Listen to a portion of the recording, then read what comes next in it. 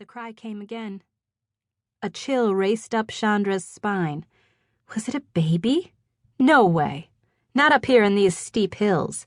Her mind was playing tricks on her. Most likely some small beast had been wounded and was in pain. A cat who had strayed, or a wounded raccoon, maybe even a bear cub separated from its mother. Snarling, Sam started back up the stairs toward her. Hold on. Chandra yanked on her jeans and stuffed the end of her flannel nightshirt into the waistband. She slid her feet into wool socks and, after another quick search under the bed, crammed her feet into her boots. Her father's old .22 was tucked into a corner of the closet. She hesitated, grabbed her down jacket, then curled her fingers over the barrel of the Winchester. Better safe than sorry. Maybe the beast was too far gone and she'd have to put it out of its misery. Maybe it was rabid. And maybe it's not a beast at all. By the time she and the retriever crept back downstairs, Sam was nearly out of his mind, barking and growling, ready to take on the world. Slow down, Chandra ordered, reaching into the pocket of her jacket, feeling the smooth shells for her .22. She slipped 2 cartridges into the rifle's cold chamber.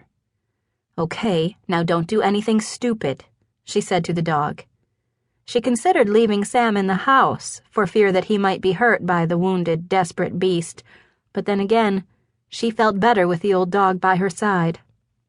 If she did stumble upon a lost bear cub, the mother might not be far away or in the best of moods.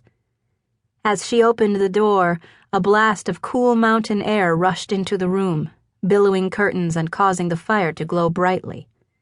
The night wind seemed to have forgotten the warm breath of summer that still lingered during the days. Clouds drifted across the moon like solitary ghosts, casting shadows on the darkened landscape. The crying hadn't let up. Punctuated by gasps or hiccups, it grew louder as Chandra marched across the gravel and ignored the fear that stiffened her spine. She headed straight for the barn, to the source of the noise. The wailing sounded human. But that was insane.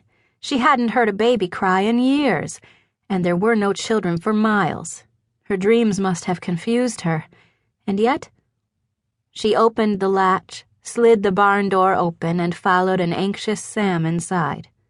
A horse whinnied, and the smells of dust and saddle soap and dry hay filled her nostrils. Snapping on the lights with one hand, she clutched the barrel of the gun with the other.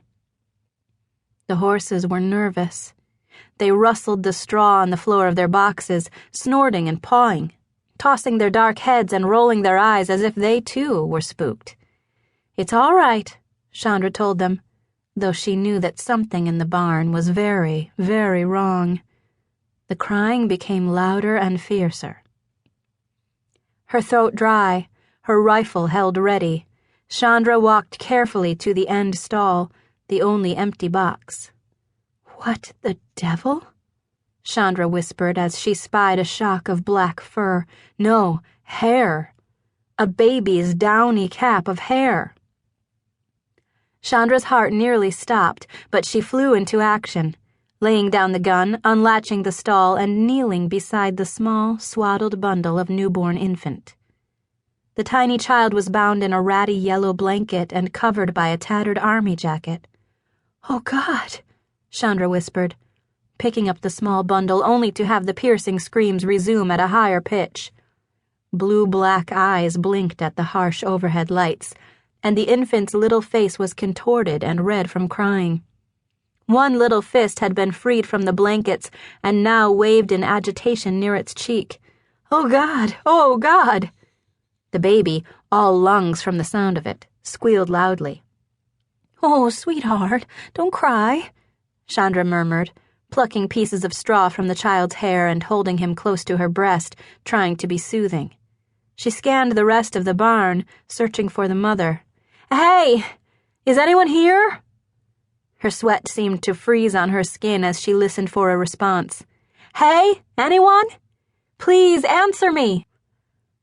The only noises in the barn were the horses snorting, the baby hiccuping and crying, Sam's intermittent growls, and Chandra's own thudding heart. Shh, shh, shh, she said.